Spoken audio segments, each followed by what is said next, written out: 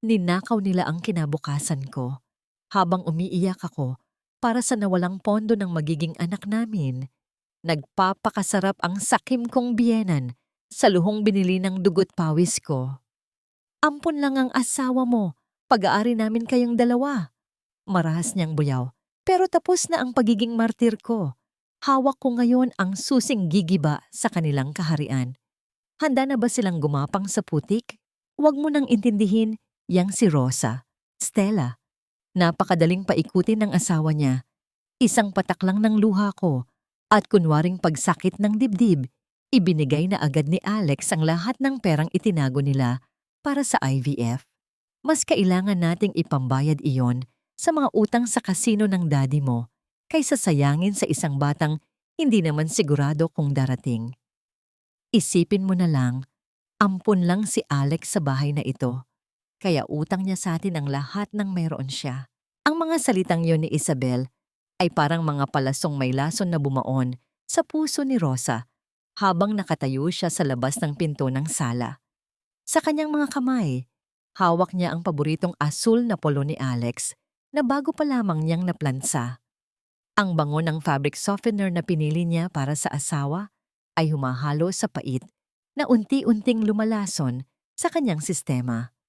Dahan-dahang linitawan ni Rosa ang hawak na damit at ang malambot na tela ay bumagsak sa sahig ng walang anumang ingay, tila isang pagsuko sa bigat ng katotohanang kakarining pa lamang niya. Si Rosa ay 7 taon nang naninilbihan sa pamilya Torres bilang isang martir na asawa at manugang. Tiniis niya ang bawat matatalim na tingin ni Isabel at ang mapang-aping tawa ng hipag na si Stella dahil naniniwala siyang ang pag-ibig ni Alex ay sapat na upang punan ang lahat ng kakulangan. Ngunit ang marinig na ang pangarap nilang magkaanak, ang pondong binuo nila mula sa bawat sentimong pinaghirapan ni Alex sa kumpanya, ay kinuha sa pamamagitan ng isang maruming kasinungalingan, ay tila isang pisikal na sampal na nag-iwan ng pamamanhid sa kanyang buong mukha. Mabilis siyang naglakad patungo sa kanilang kwarto. Ang kanyang mga hakbang ay mabigat at puno ng pag-aalinlangan. Binuksan niya ang cabinet at kinuha ang maliit na passbook na itinago nila sa ilalim ng kanilang mga dokumento. Sa bawat paglipat ng pahina, ang kanyang hininga ay nagiging mas mabilis at mas mababaw hanggang sa makarating siya sa huling entry. Ang balanse ay nagpapakita ng isang malupit na katotohanan. 0. Wala nang natira sa 5 taon nilang pagtitipid. Ang pangarap niyang makarinig ng yak ng sanggol sa loob ng kanilang tahanan ay kinuha ng mga taong tinawag niyang pamilya. Naramdaman ni Rosa ang matinding panunuyo ng kanyang lalamunan. Ang kanyang mga kamay ay nanginginig ng husto habang pilit niyang isinasara ang maliit na libro. Nais niyang sumigaw, nais niyang harapin si Isabel at sabihing hindi makatarungan ang ginawa nito. Ngunit ang kanyang boses ay tila nakabaon sa ilalim ng isang malalim na hukay ng pait. Isang malamig na pakiramdam ang gumapang sa kanyang likuran. Isang uri ng pagkawasak na hindi kayang ayusin ng anumang uri ng paghingi ng tawad. Eksaktong sa sandaling iyon, ang pintuan ng kanilang kwarto ay bumukas. Inasahan ni Rosa na makikita ang pagod, ngunit masayang mukha ni Alex na laging may kasamang yakap pagkatapos ng trabaho. Ngunit ang lalaking pumasok ay tila isang anino ng kanyang asawa. Ang mga mata ni Alex ay namumula, ang kanyang buhok ay gulo-gulo, at ang kanyang mga balikat na dati ay matatag na haligi ng kanilang tahanan ay tila bumigay na sa bigat ng mundo. Sa kanyang nanginginig na kamay, hawak niya ang isang puting sobre mula sa bangko na may tatak na urgent. Rosa! Ang boses ni Alex ay halos isang bulong, puno ng basag na emosyon na tila bawat salita ay nagdudulot ng hapdi sa kanyang lalamunan. Hindi niya magawang tumingin ng diretso sa mga mata ng asawa. Patawarin mo ako. I tried so hard na ayusin ang lahat, pero niloko ako ni na Papa at Carlos. I thought it was just a regular business guarantee for the company's expansion, but it wasn't. Lumapit si Rosa. Ang kanyang sariling sakit ay pansamantalang natakpan ng takot, na nakikita niya sa mukha ng asawa. Hinawakan niya ang mga kamay ni Alex na sa unang pagkakataon ay naramdaman niyang kasing lamig ng yelo. Inabot niya ang sobre at binasa ang bawat linya ng dokumento. Ang bawat salitang nakasulat ay tila isang mabilis na pagtambol sa kanyang dibdib na narinig niya hanggang sa kanyang mga tainga. Ang kanilang bahay, ang nag-iisang lugar kung saan sila nakakahanap ng kapayapaan, ay isinangla ni Julio at Carlos sa ilalim ng pangalan ni Alex para sa isang utang na hindi kailanman mababayaran. Ang sampal ng pagkawala ng kanilang ipon ay sinundan ng isang mas malupit na dagok.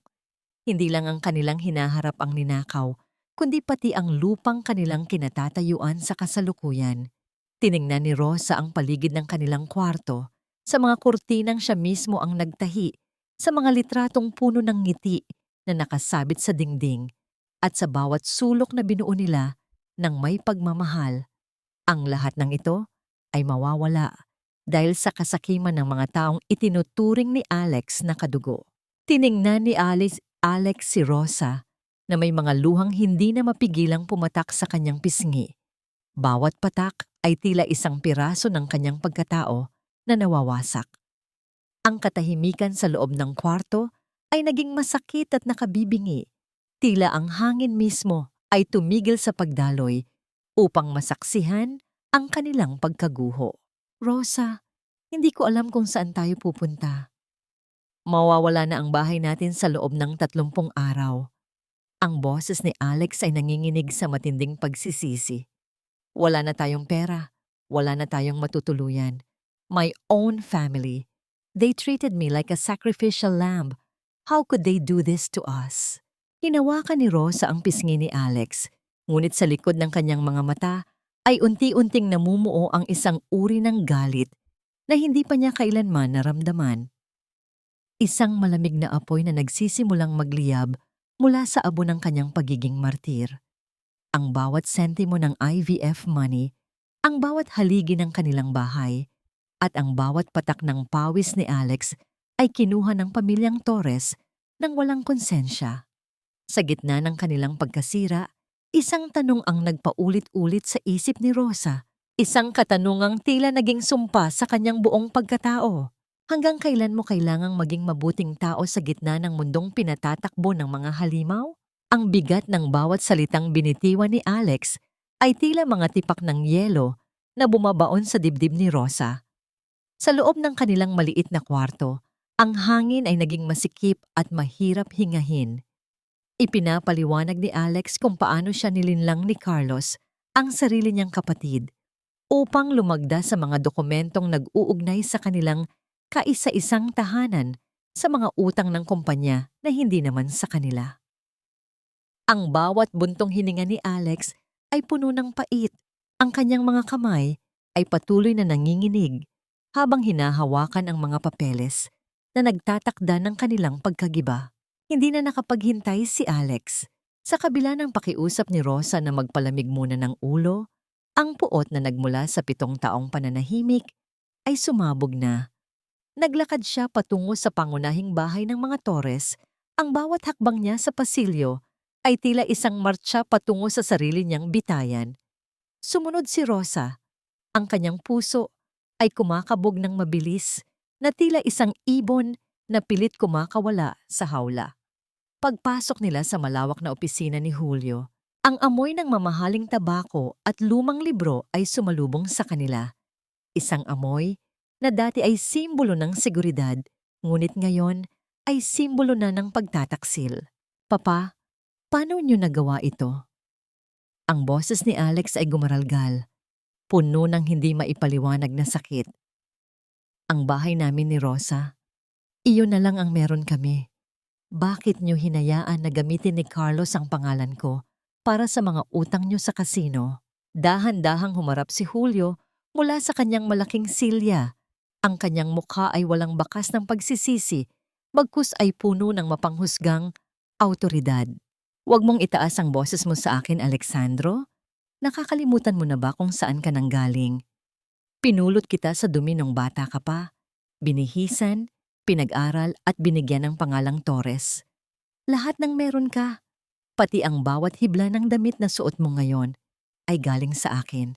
Isang pirasong papel lang ang bahay na yan kumpara sa utang na loob mo sa pamilyang ito. Ang bawat salita ni Julio ay tila isang hagupit ng latigo sa pagkatao ni Alex. Ang katotohanang siya ay ampon, isang bagay na pilit niyang kinalimutan sa pamamagitan ng tapat na pagsisilbi ay muling ginamit na sandata upang hiyain siya. Sa isang iglap, ang galit ni Alex ay nauwi sa matinding kahihiyan. Ngunit bago pa siya makasagot, ang pinto ay bumukas at pumasok si Isabel. Ang kanyang mukha ay balot ng isang madulaing pagdurusa. "Alex, tama na!"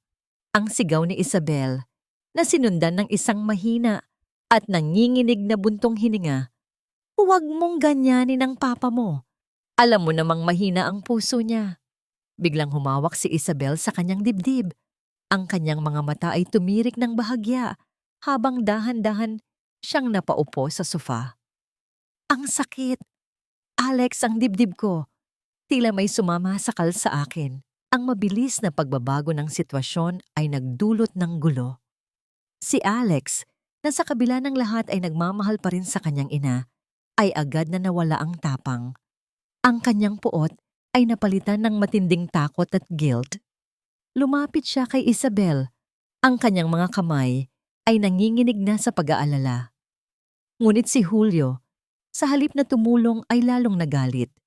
Kinuha nito ang isang basong kristal sa ibabaw ng mesa at buong lakas na inihampas ito sa sahig. Ang tunog ng pagkabasag ng kristal sa matigas na kahoy ay yumanig sa buong silid, tila isang pagsabog ng lahat ng puot ng matandang lalaki. Sa gitna ng kaguluhan, mabilis na hinila ni Alex si Rosa patungo sa kanyang likuran. Ang kanyang katawan ay naging isang pananggalang para sa kanyang asawa laban sa anumang piraso ng bubog o galit na maaring tumalsik. Ang mahigpit na pagkakayakap ni Alex kay Rosa sa sandaling iyon ay puno ng proteksyon, isang tahimik na pangako na kahit gumuho ang mundo, hindi niya hahayaang masaktan ang babaeng tanging tunay na nagmamahal sa kanya. Ngunit ang yakap na iyon ay panandalian lamang. "Tingnan mo ang ginawa mo sa mama mo." Ang bulyaw ni Julio, ang kanyang daliri ay nakaturo sa mukha ni Alex na parang isang hatol ng kamatayan. "Wala kang utang na loob. Pagkatapos ng lahat, ito ang igaganti mo? Ang patayin kami sa sama ng loob?" Si Rosa ay nakatayo lamang sa gilid.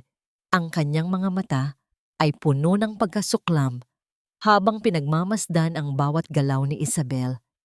Bilang isang babae, nakikita niya ang pagpapanggap, ang bawat hiningang pilit na ginagawang mabigat, at ang mga matang pasimpleng sumusulyap kung epektibo ba ang kanyang drama.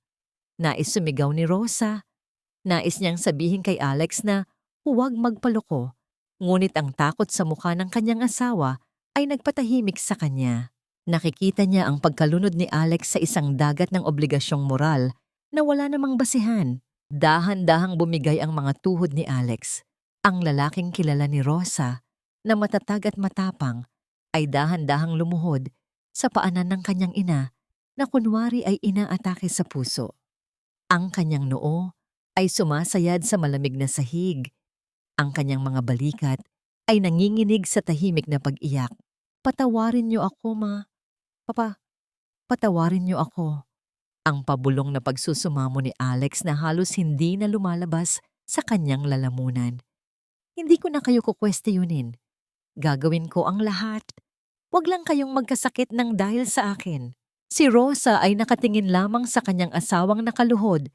Ang kanyang puso ay tila pinipiga ng isang dambuhalang kamay. Ang pagkasuklam niya sa pamilya Torres ay humalo sa isang matinding awa para kay Alex at isang lumalalang takot para sa kanilang kinabukasan. Sa ilalim ng marangyang chandelier ng opisina, ang anino ni Alex ay tila isang bilanggo na tuluyan ng isinuko ang kanyang kalayaan sa mga taong walang ibang ginawa kundi bahabahagiin ang kanyang kaluluwa.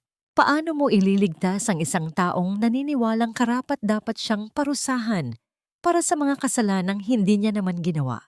Ang sikat ng araw na tumatagos sa malalaking bintana ng mansyon ng mga Torres ay tila walang dalang init para kay Rosa. Tanging ang matinding pagkapagod lamang na nanunuot sa kanyang mga buto. Sa kabila ng kaguluhang nangyari noong nakaraang gabi, tila walang nagbago sa loob ng bahay na ito.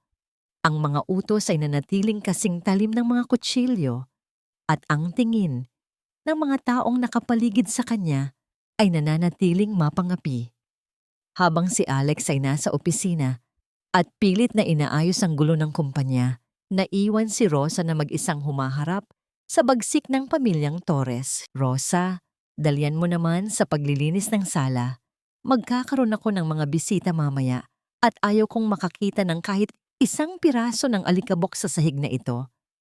Ang tinig ni Stella ay umalingaw-ngaw mula sa itaas ng hagdanan, puno ng kayabangan habang pinagmamasdan ang kanyang hipag na nakaluhod sa sahig.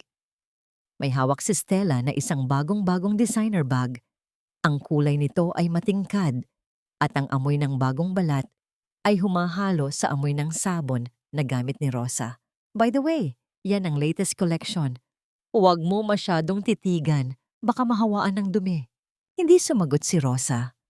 Pinanatili niya ang kanyang paningin sa basang-basahan. Ang kanyang mga kamay ay dahan-dahang kumikilos sa paikot na paraan. Nararamdaman niya ang panginginig ng kanyang mga kamao, ngunit pilit niya itong itinatago sa pamamagitan ng pagdiin ng basahan sa makintab na nara. Ang bawat salita ni Stella ay tila isang malupit na paalala ng kanyang katayuan sa bahay na ito. Isang alipin na may titulong asawa. Alam mo, Rosa, naawa ako sa'yo. Patuloy ni Stella habang dahan-dahang bumababa sa hagdanan. Ang tunog ng kanyang mga mamahaling sapatos sa bawat baitang ay tila isang mabagal na pagtambol na nagpapakaba sa dibdib ni Rosa. 7 taon na kayong kasal ni Alex, pero hanggang ngayon, wala pa ring bata na tumatakbo rito. Siguro nga tama si Mama. Baka sadyang tuyo ang matris mo. Sayang lang ang pagpapakain namin sa'yo kung hindi ka rin naman makakapagbigay ng tagapagmana sa pamilyang ito. Tumigil ang mundo ni Rosa sa narinig. Ang sakit na naramdaman niya ay hindi na lamang emosyonal. Ito ay naging pisikal na parang may humihiwa sa kanyang sinapupunan. Huminto ang kanyang mga kamay sa paglilinis. Ang pait ng kanyang sitwasyon ay tila bumara sa kanyang lalamunan. Kaya naman kinuha niya ang isang basong puno ng yelo sa tabi niya at mabilis na nilunok ang lamig nito. Umaasang mapapawi ang apoy na nagliliyab sa kanyang loob. Sa gitna ng panghihiya ni Stella, ang tanging nagawa ni Rosa ay itupi ang kanyang apron at tahimik na tumungo sa kwarto ni Isabel upang doon naman maglinis, malayo sa mapanuring mata ng hipag. Sa loob ng kwarto ni Isabel, ang amoy ng mamahaling pabango at gamot ay nanunuot sa bawat sulok. Habang maingat na pinupunasan ni Rosa ang ilalim ng kama, ang kanyang kamay ay may nasagi na isang pirasong papel. Sa una, inakala niyang ito ay basura lamang. Ngunit nang makita niya ang pamilyar na logo ng bangko kung saan nakatabi ang kanilang IVF fund, ang kanyang hininga ay biglang napatid. Dahan-dahan niyang binuklat ang papel. Ito ay isang opisyal na resibo ng bayad para sa isang bagong-bagong marangyang sasakyan at isang brochure para sa isang European cruise.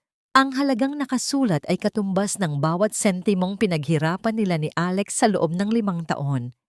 Ang petsa ng pagbabayad ay noong nakaraang linggo lamang, ang mismong araw na umiyak si Isabel sa harap ni Alex at nagsabing kailangan niya ng pera para sa kanyang operasyon sa puso. Naramdaman ni Rosa ang unti-unting paglamig ng kanyang mga daliri. Ang papel na hawak niya ay tila nagliliyab sa tindi ng katotohanang dala nito. Ang pangarap niyang maging ina, ang bawat gabing nanalangin siya na sana ay biyayaan sila ng anak, ay ipinagpalit lamang ng kanyang biyenan sa isang marangyang bakasyon at isang bagong kotse. Ang bawat luha ni Isabel noong araw na yon ay isang masining na pagtatanghal, isang panlilinlang na pumatay sa huling pag-asa ni Rosa. Tahimik na itinupi ni Rosa ang brochure at ang resibo. Maingat niya itong isinilid sa loob ng kanyang bulsa, malapit sa kanyang puso, kung saan nararamdaman niya ang matalim na kanto ng papel na tila sumusugat sa kanyang balat. Ang kanyang mukha ay nanatiling walang emosyon, ngunit sa loob ng kanyang dibdib, ang dating marupok na babae ay dahan-dahang naglalaho.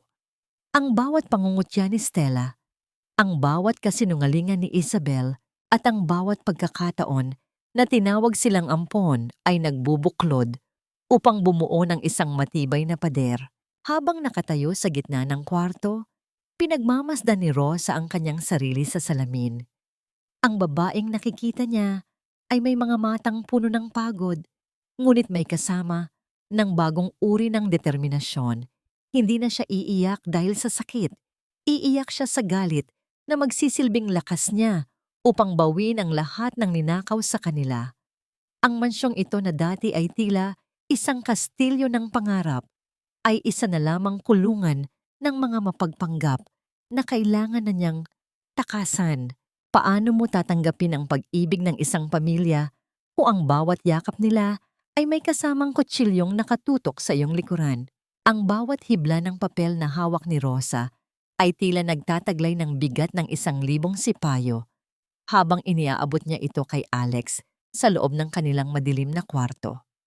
Ang tanging liwanag na nagmumula sa maliit na lampara sa tabi ng kama ay nagbibigay ng mahahabang anino sa kanilang mga mukha.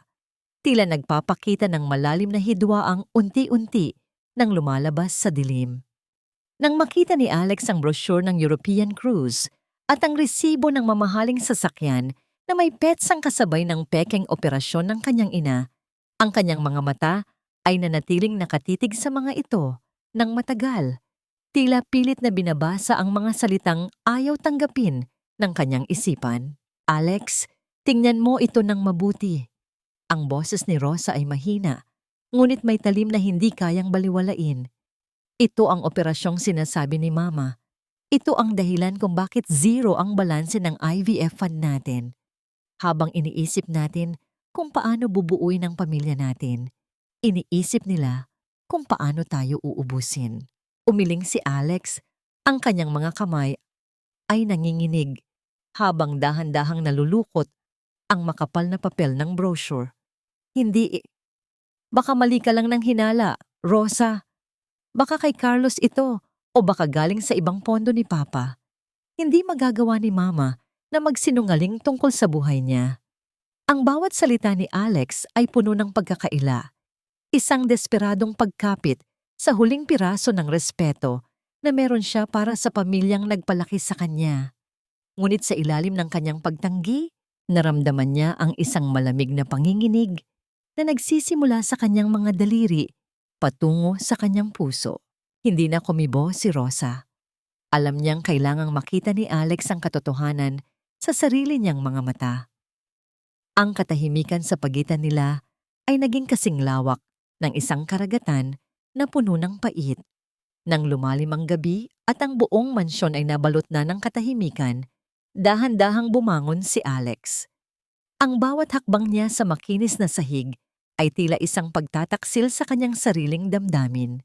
Gamit ang kanyang sariling susi, pumasok siya sa opisina ng kumpanya na nasa loob din ng mansyon. Ang amoy ng alikabok at lumang papel ay sumalubong sa kanya.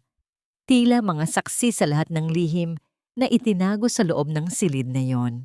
Nanginginig ang kanyang mga daliri nang buksan niya ang computer ni Carlos. Ang bawat mahinang pag-ugong ng makina ay tila isang mabilis na pagtibok ng kanyang puso na naririnig niya sa kanyang mga tainga. Naghahanap siya sa mga nakatagong folder, sa mga file na madalas ay hindi niya pinapakialaman dahil sa tiwala. Hanggang sa makita niya ang isang folder na nakatago sa ilalim ng mga personal na dokumento ni Carlos, may pamagat na The Fall Guy. Nang buksan ni Alex ang folder, ang bawat dokumentong lumalabas sa screen ay tila mga kutsilyong bumabaon sa kanyang likuran. Nakita niya ang lahat ng kanyang mga pirma na huwad, ang mga transaksyong ginawa ni Carlos gamit ang kanyang pangalan upang pagtakpan ang malalaking utang sa sugal at money laundering. Ngunit ang pinakamasakit ay ang isang memo na nakasulat sa electronic notebook ni Carlos.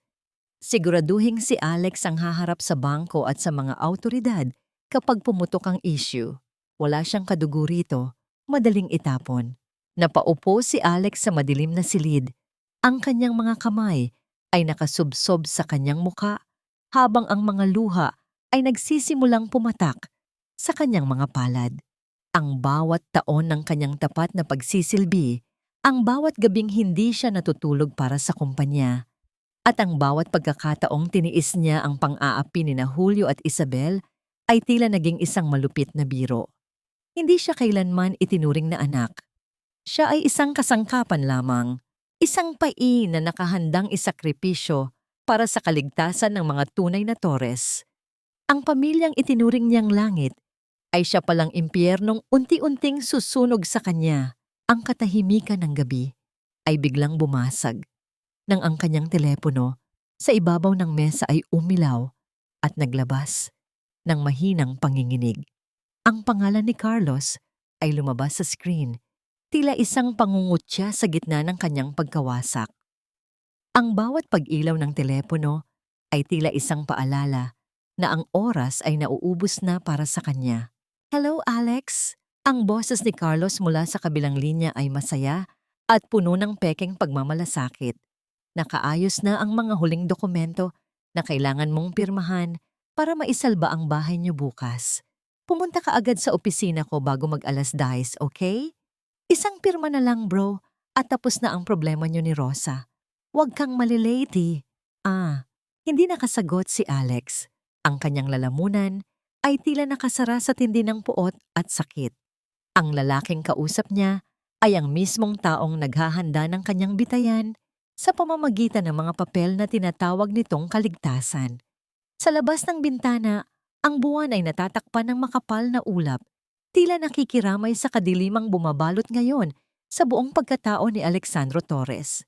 Paano mo haharapin ang bukas kung ang taong tinawag mong kapatid ang siyang may hawak ng lubid na sasakal sa iyong kinabukasan? Ang bawat piraso ng damit na inilalagay ni Rosa sa loob ng kanyang luma at kupas na maleta ay tila may kasamang bigat ng isang pangarap na pilit niyang tinatalikuran. Sa loob ng katahimikan ng kanilang silid, ang tanging maririnig ay ang mahinang pagkaluskos ng tela at ang kanyang sariling hininga na tila kinakapos sa bawat pagtiklop. Naisip ni Rosa na marahil, kung wala siya sa buhay ni Alex, ay hindi nito kailangang dumanas ng ganitong uri ng paghihirap. Pakiramdam niya ay isa lamang siyang pabigat. Isang paalala ng lahat ng bagay na hindi maibigay ni Alex dahil sa kompetisyon at puot ng pamilya Torres. "Rosa, anong ginagawa mo?" Ang boses ni Alex ay gumaralgal mula sa pintuan, puno ng pangamba at gulat nang makita ang bukas na maleta sa ibabaw ng kanilang kama. Hindi nakasagot si Rosa. Ipinagpatuloy niya ang kanyang ginagawa, ngunit ang kanyang mga mata ay nagsisimula ng manlabo dahil sa mga luhang pilit niyang pinipigil. Bago pa man siya makakuha ng isa pang damit, naramdaman niya ang init ng katawan ni Alex sa kanyang likuran. Mahigpit siyang niyakap ng asawa, ang mukha nito ay nakabaon sa kanyang balikat, at ang mga bisig nito ay tila mga tanikala ng pag-ibig na ayaw siyang pakawalan. "Please, Rosa, huwag ngayon. Huwag mo akong iwan sa gitna ng dilim na ito." Ang pagsusumamo ni Alex ay tila isang iyak ng isang taong nalulunod. "Kahit talikuran ako ng buong mundo, kahit itakwil ako ng pamilyang kinalakihan ko, okay lang. Basta wag lang ikaw. You are my only family, Rosa.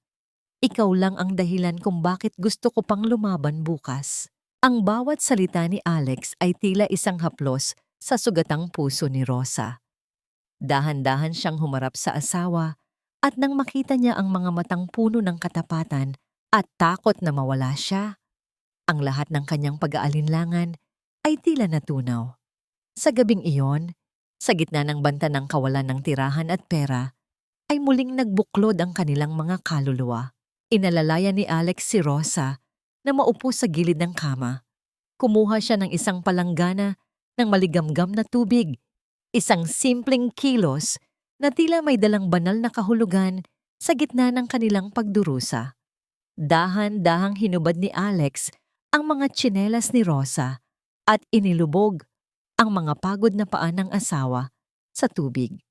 Ang bawat haplos ng mga kamay ni Alex na magaspang dahil sa trabaho ngunit punong-puno ng lambing ay tila nagpapahiwatig ng kanyang wagas na paggalang at pasasalamat. "I'm sorry kung naging mahina ako nitong mga nakaraang araw," pabulong na sabi ni Alex habang dahan-dahang pinupunasan ang mga paa ni Rosa gamit ang isang malinis na tuwalya. "Patawarin mo ako kung hinayaan kong tapakan nila ang dignidad mo. Mula ngayon, hinding-hindi na muling mangyayari iyon. I will be your shield, Rosa. Even if I have to burn everything down to keep you safe, I will." Nagkatitigan ng mag-asawa at sa maliit na espasyong yon, ang takot ay napalitan ng isang uri ng kapayapaan na hindi kayang bilhin ng salapi.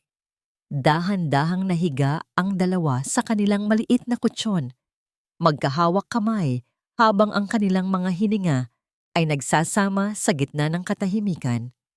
Ang init ng kanilang mga katawan ay tila nagsisilbing proteksyon laban sa lamig ng mundong mapanghusga. Sa gabing iyon, ang kanilang pagmamahalan ay naging isang panalangin, isang tahimik na pangako na kahit anong mangyari ay magkasama nilang haharapin ang bukas. Sa huling sulyap nila sa isa't isa bago pumikit, ang tanging nakita nila ay ang pag-asa, isang damdaming hindi kayang nakawin ng anumang pirma o dokumento. Ngunit ang katahimikan ng gabi ay biglang nabasag ng ang telepono ni Alex sa ibabaw ng side table ay umilaw. Isang mensahe mula kay Miriam, ang kanilang kaibigang abogada, ang lumabas sa screen. "Alex, may nadiskubre akong mas malala pa tungkol sa ginagawa ni Carlos. Huwag kang pipirma sa kahit ano bukas. Mag-ingat kayo." Bago pa man makapag-react si Alex sa mensahe, isang malakas at marahas na pagtama ng kamao sa kahoy ng kanilang pinto ang gumulantang sa kanila. Ang bawat paghampas sa pinto ay tila isang pagyanig sa buong pundasyon ng kanilang kwarto, puno ng puot at pagmamadali. Ang mga tunog na yon ay hindi lamang basta katok. Ito ay tila isang babala na ang panganib na pilit nilang tinatakasan ay narito na sa mismong harapan ng kanilang pintuan. "Alexandro! Rosa! Buksan niyo ang pinto! Alam naming niyan kayo sa loob." Ang boses ng isang hindi kilalang lalaki ay umalingaw-ngaw mula sa labas, puno ng awtoridad at banta.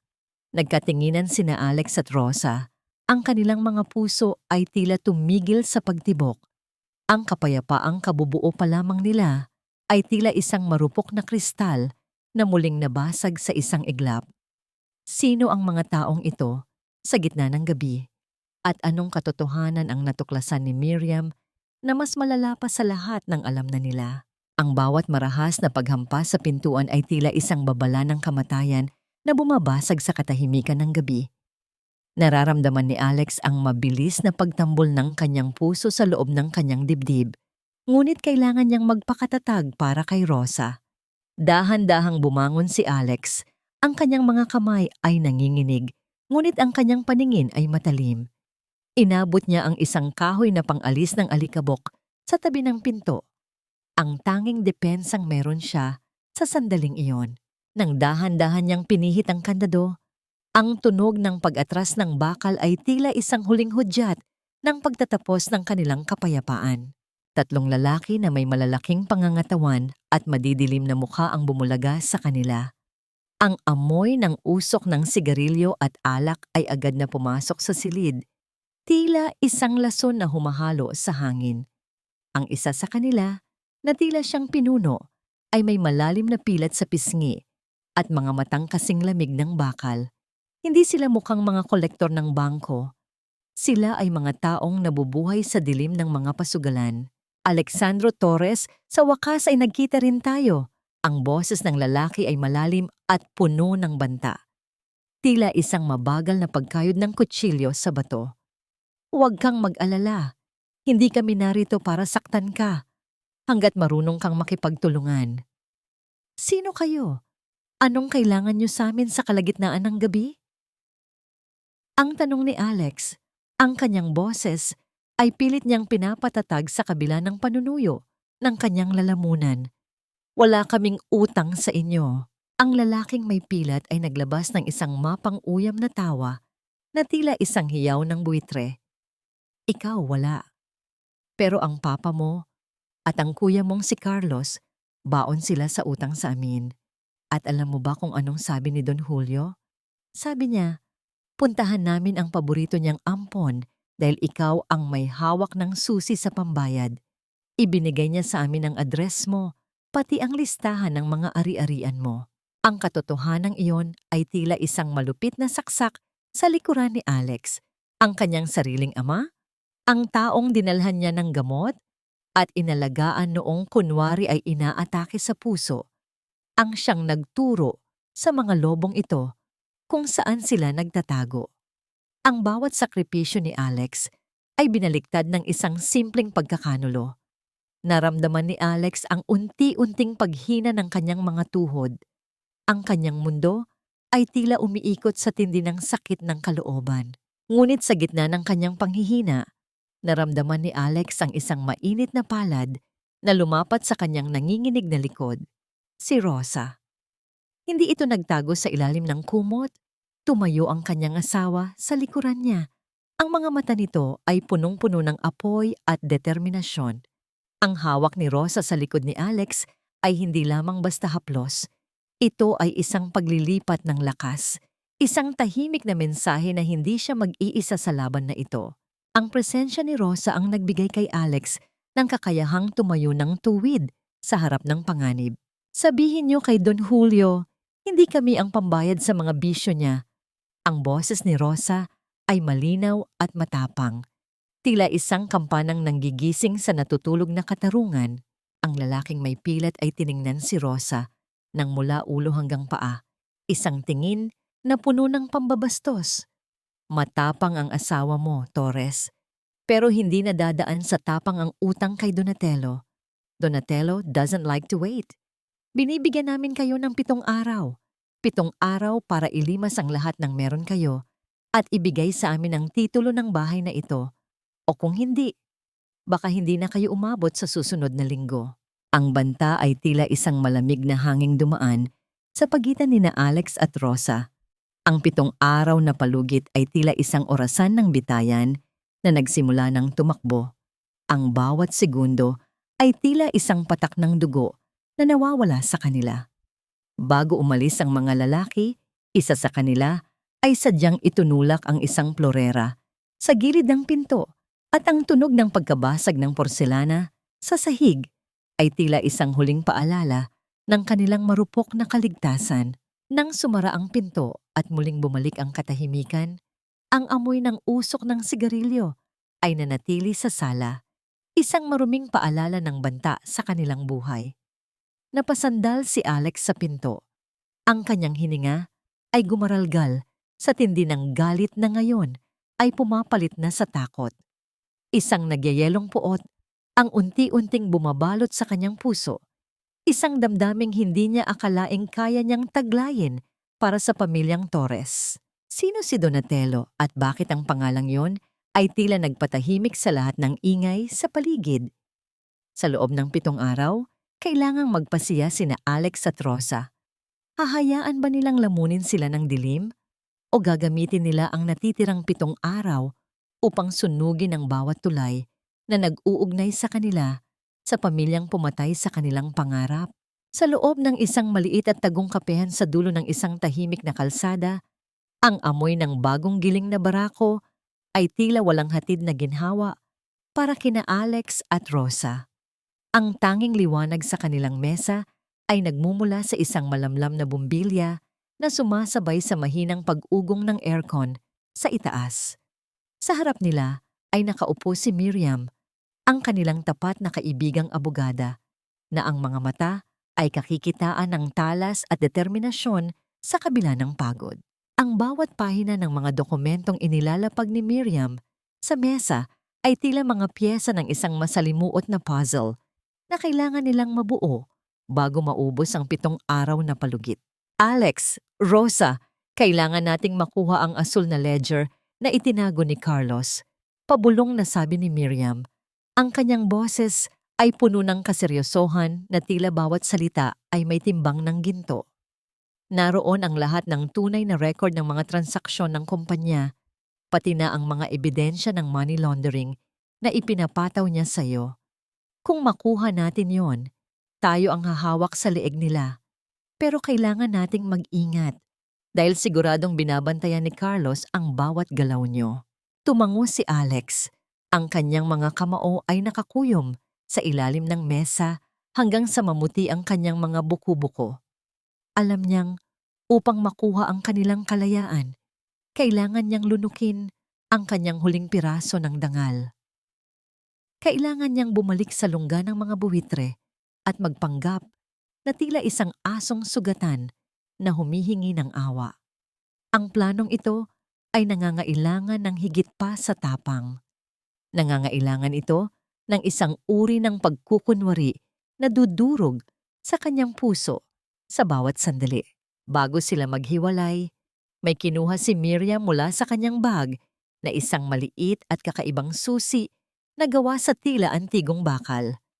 Inabot niya ito kay Rosa nang may makahulugang tingin.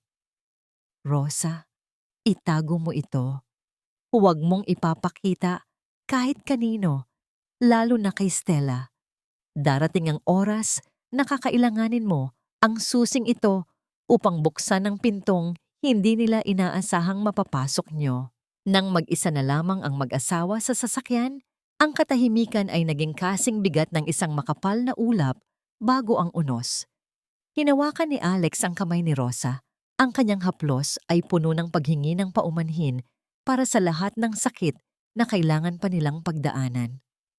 Rosa, kahit anong mangyari sa loob ng bahay na yon, huwag mong kakalimutan na mahal kita. Ang lahat ng gagawin ko ay para sa atin. Pagdating nila sa pangunahing mansyon ng mga Torres, ang marangyang gate ay dahan-dahang bumukas.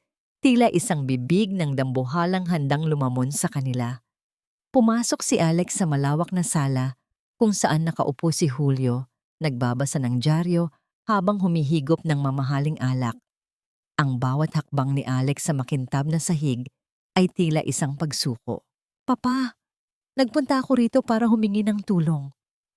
Ang boses ni Alex ay mahina, puno ng pekeng panghihina at desperasyon, na tila bawat salita ay nagdudulot ng panunuyo sa kanyang lalamunan. Ang mga lalaki ni Donatello, binigyan nila kami ng 7 araw. Patawarin niyo ako kung naging mapagmataas ako. Gagawin ko ang lahat. Basta tulungan niyo lang kaming maisalba ang bahay namin.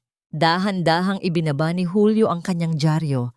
Ang kanyang mukha ay nabalutan ng isang mapanuyang ngiti na puno ng kayabangan. Sa wakas ay natauhan ka rin, Alexandro.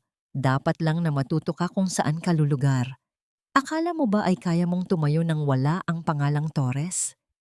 Ngayon ay nakikita mo na ang halaga ng utang na loob.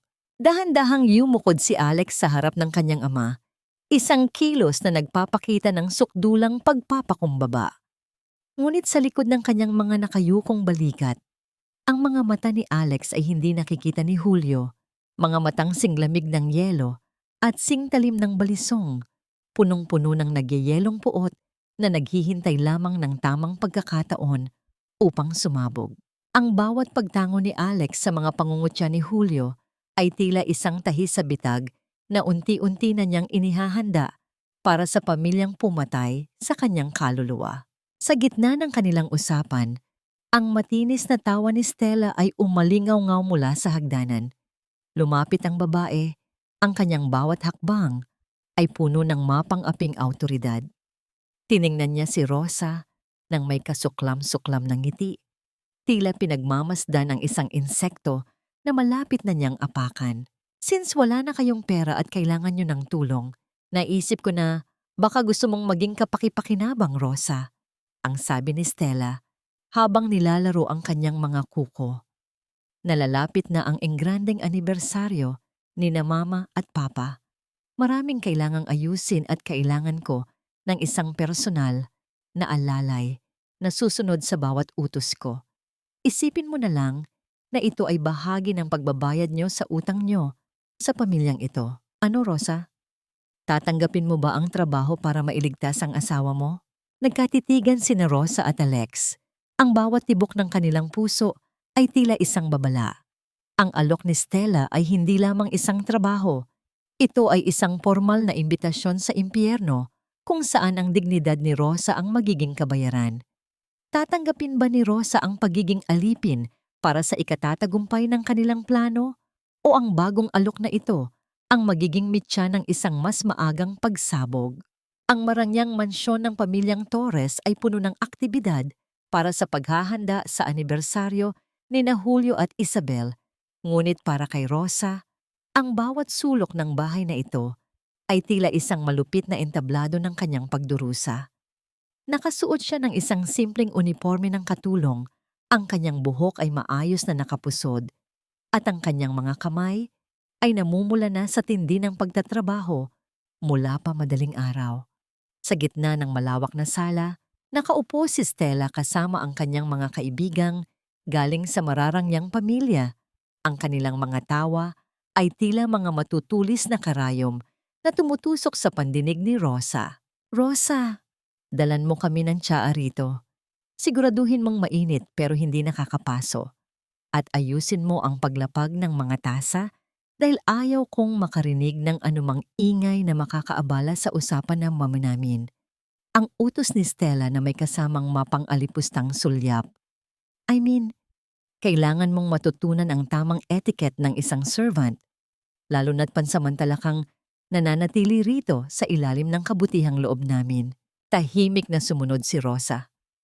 Habang inilalapag niya ang mga tasang porselana sa ibabaw ng lamesang gawa sa kristal, nararamdaman niya ang mga mata ng mga kaibigan ni Stella na nakatuon sa kanya, puno ng pangungutya at mapanuring pagtingin.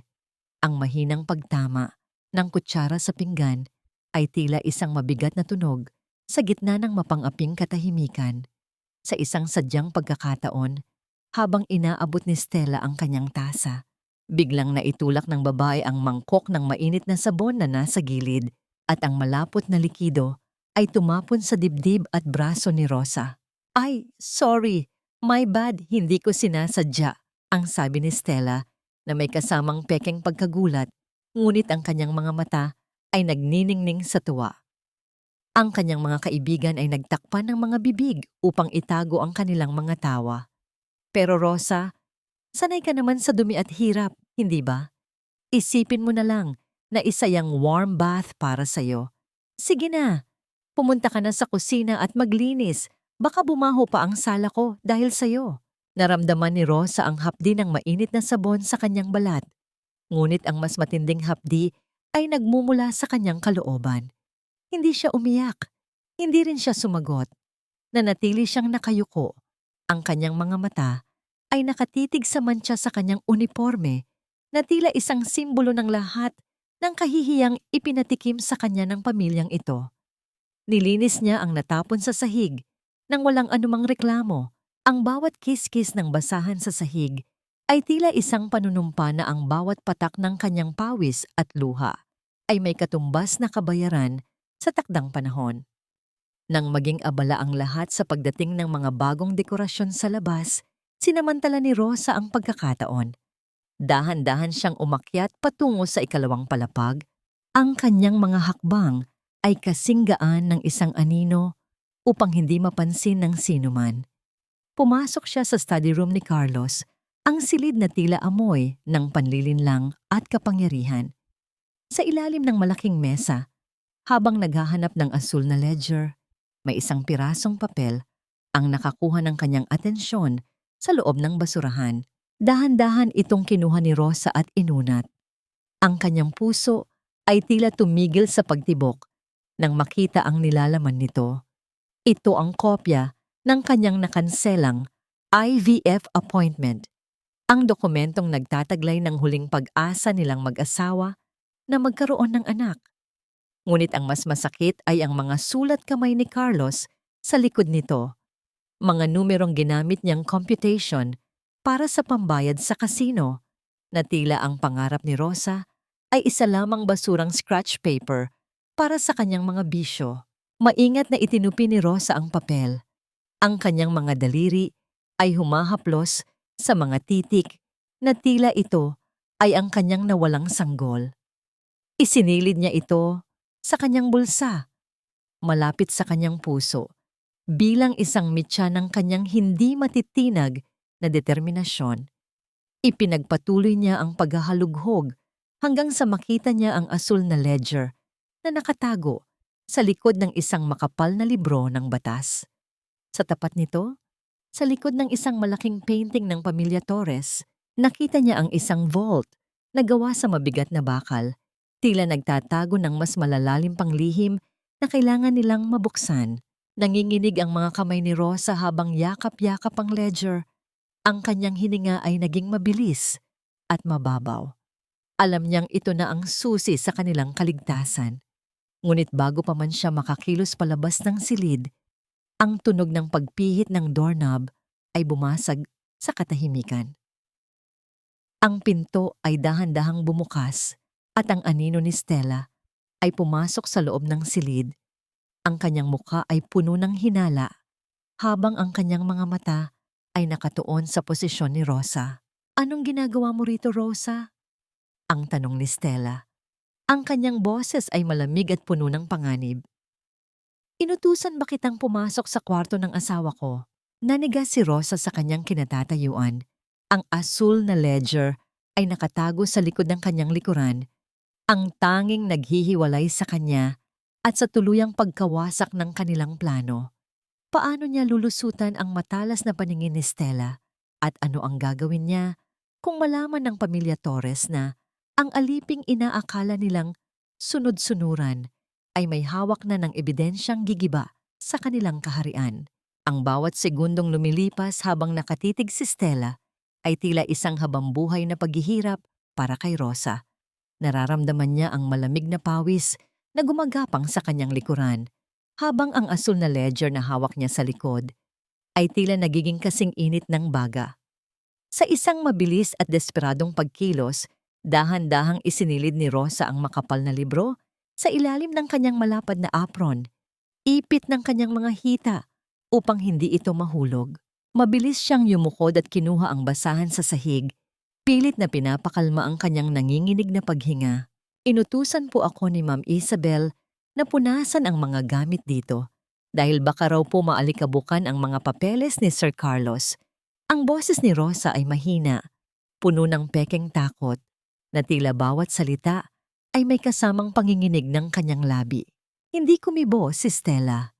Dahan-dahan siyang lumapit kay Rosa. Ang tunog ng kanyang mga takong sa makintab na sahig ay tila isang mabagal na pagbibilang ng oras bago ang isang pagsabog. Huminto siya sa mismong harap ni Rosa, at ang amoy ng kanyang mamahaling pabango ay tila isang nakakasakal na hamog. Biglang iniabot ni Stella ang kanyang kamay at marahas na sinabunutan si Rosa. Pilit na iniangat ang mukha nito upang magtagpo ang kanilang mga mata. Ang sakit na naramdaman ni Rosa sa kanyang anit ay tila isang kuryenteng gumagapang sa kanyang buong katawan. Ngunit mas masakit ang sulyap ng mapangaping mata ng kanyang hipag. "You're a liar, Rosa! Akala mo ba hindi ko mahahalata ang bawat kilos mo?" Ang sigaw ni Stella. Ang kanyang mukha ay punong-puno ng pagkasuklam. "Naglilinis? O naghahanap ka ng mapapakinabangan dito sa kwarto ng asawa ko? You are just a parasite in this family, and parasites should know their place." Kinaladkad ni Stella si Rosa palabas ng kwarto. Ang bawat hakbang ay may kasamang pananakit at pagmumura. Sa kabila ng hapdi at kahihiyan, ang tanging iniisip ni Rosa ay ang asul na ledger na nakatago sa kanyang ilalim. Hindi siya pwedeng mabigo. Hindi pwedeng makuha ito ni Stella. Nang makarating sila sa itaas ng hagdanan, sadyang binitawan ni Stella ang buhok ni Rosa ng may matinding puwersa, dahilan upang mapaluhod ang babae sa matigas na sahig. Sa pagkakataong yun, habang abala si Stella sa pag-aayos ng kanyang sariling buhok at pagtawag sa mga katulong, mabilis na tumayo si Rosa at tumakbo patungo sa likurang pinto ng mansyon. Sa labas, Ang langit ay bumagsak na sa tindi ng ulan. Ang bawat butil ng tubig na tumatama sa kanyang balat ay tila mga karayom na nagpapalamig sa kanyang nag-aapoy na pakiramdam. Tumakbo si Rosa sa gitna ng madilim na kalsada. Ang kanyang mga paa ay lumulubog sa putik at ang kanyang paningin ay natatakpan ng makapal na tabing ng ulan. Sa gitna ng unos, mahigpit niyang niyakap ang asul na ledger sa kanyang dibdib. Tila ito ang sanggol na hindi niya kailanman nayakap. Ang tanging pag-asa na magbibigay ng hustisya sa lahat ng kanilang nawalang pangarap. Ang bawat hakbang niya ay puno ng determinasyon, isang pagtakas mula sa impyernong tinawag niyang tahanan sa loob ng 7 taon. Basang-basa at nanginginig sa ginaw nang makarating si Rosa sa opisina ni Miriam.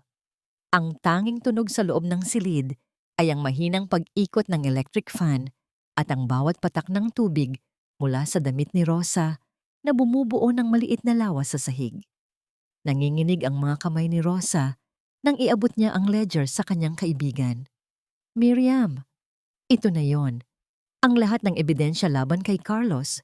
Pabulong na sabi ni Rosa, ang kanyang boses ay paos dahil sa tindi ng emosyon.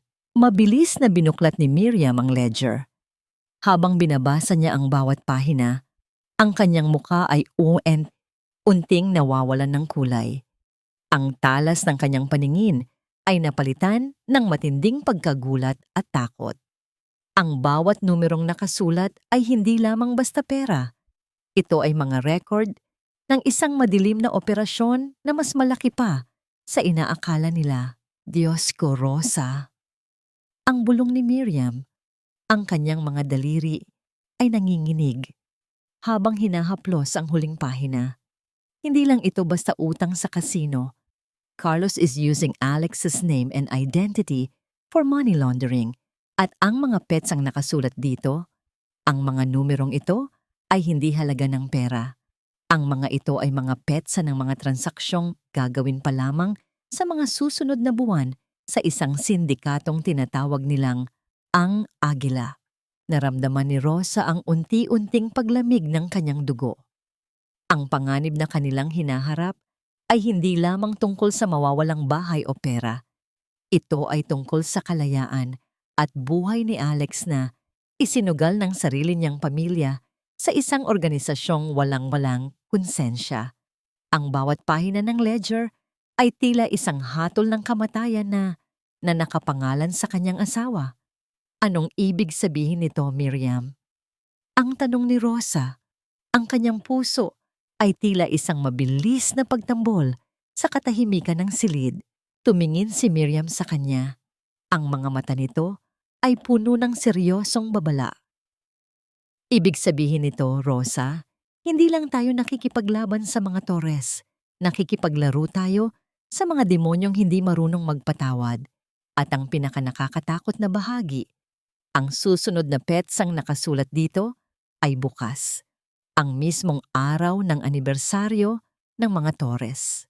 Paano maililigtas ni Rosa ang kanyang asawa kung ang kalaban nila ay isang aninong hindi nila nakikita at ang mismong pamilyang dapat ay nagpoprotekta sa kanila ang siyang nagdala sa kanila sa bingit ng kamatayan?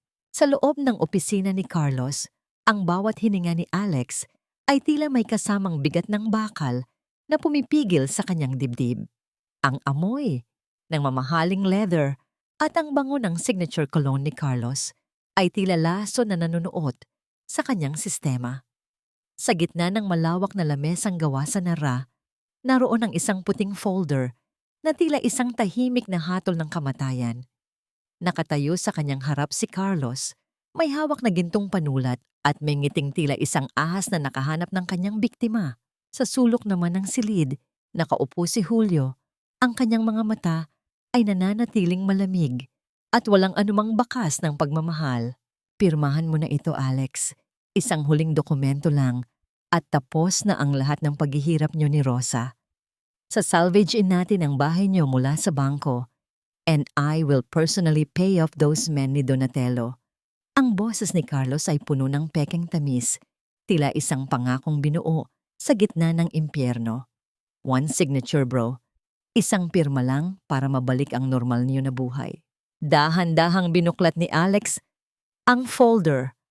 Ang bawat salitang nakasulat sa bawat pahina ay tila mga kuko ng dambuhala na kumakalkal sa kanyang pagkatao.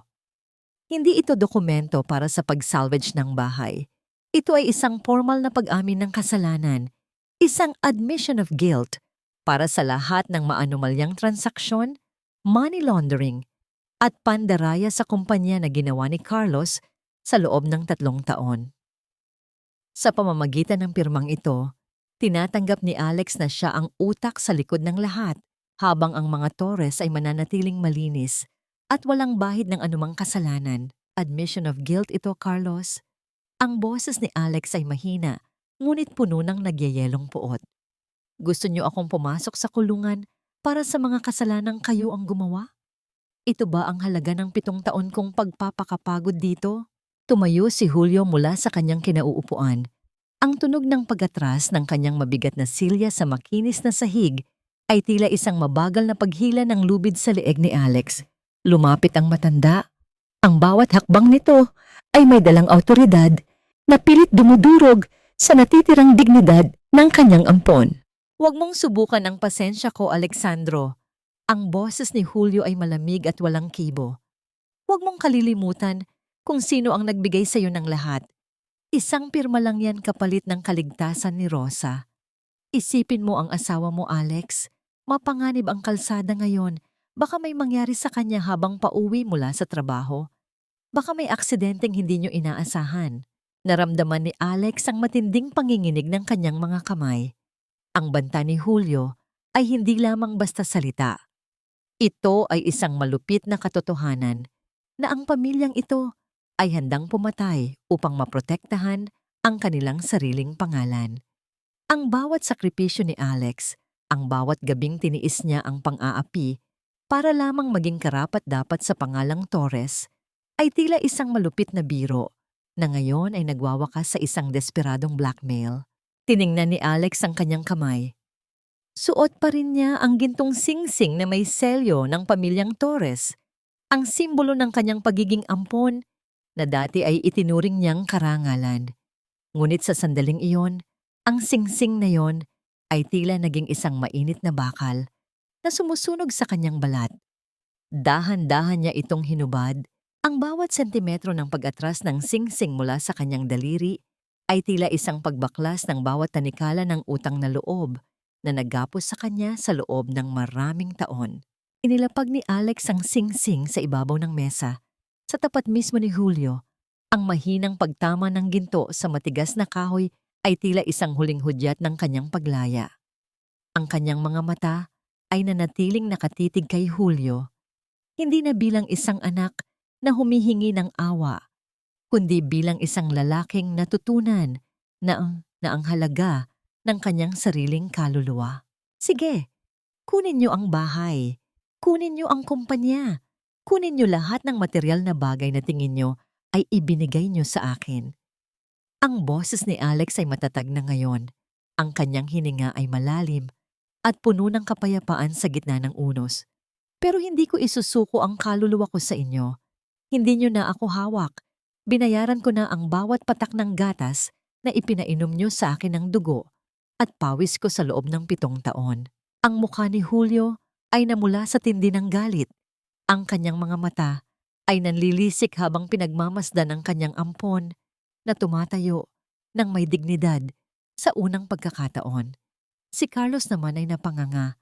Ang gintong panulat ay muntik nang mahulog sa kanyang nanginginig na kamay. Ang katahimikan sa loob ng silid ay naging kasing talim ng isang balisong. Tila ang hangin mismo ay naghihintay sa susunod na hakbang ng isang lalaking wala nang kinatatakutan dahil wala na ring matatalo. Tatalikuran mo kami, Alexandro? Ang bulyaw ni Julio. Ang boses nito ay puno ng hindi maipaliwanag na puot. Paglabas mo sa pintong yan, wala ka nang babalikan. Sisiguraduhin kong magugutom kayo ni Rosa. Sisiguraduhin kong sa kalsada kayo pupulutin. Hindi na lumingon si Alex. Naglakad siya patungo sa pinto. Ang kanyang bawat hakbang ay tila isang pagdurog sa lahat ng alaala ng panliliit na naranasan niya sa mansyong yon. Sa labas ng bintana, ang langit ay madilim na. Ngunit para kay Alex, ang dilim na yon ang siyang magsisilbing tabing para sa kanyang muling pagsilang. Ngunit bago pa man niya mahawakan ang doorknob, isang tawag mula sa kanyang telepono ang nagpatigil sa kanya.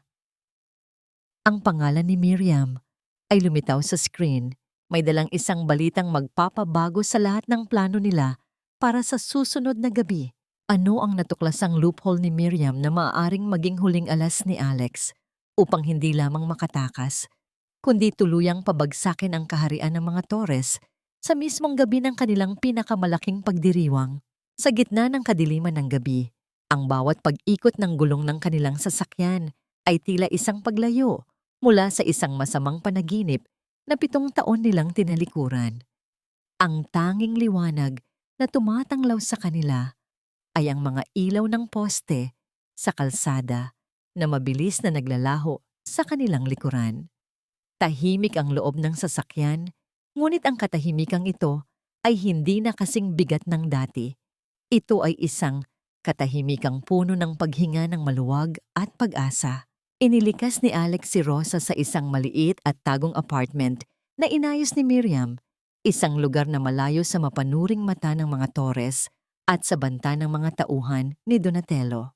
Nang makapasok sila sa loob ng maliit na apartment, ang amoy ng luma, ngunit malinis na kahoy ay sumalubong sa kanila.